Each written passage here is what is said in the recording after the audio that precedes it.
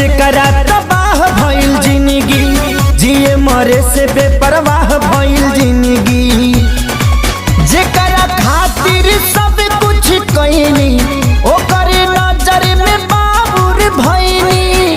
दिल के गिरल दीवार हमर ढाह के, हो गिरल ढाह के। दवा दिल के बनावे के पड़ी, रामदेव बाबा से कह के। दवा दिल के बनावे के पड़ी, रामदेव बाबा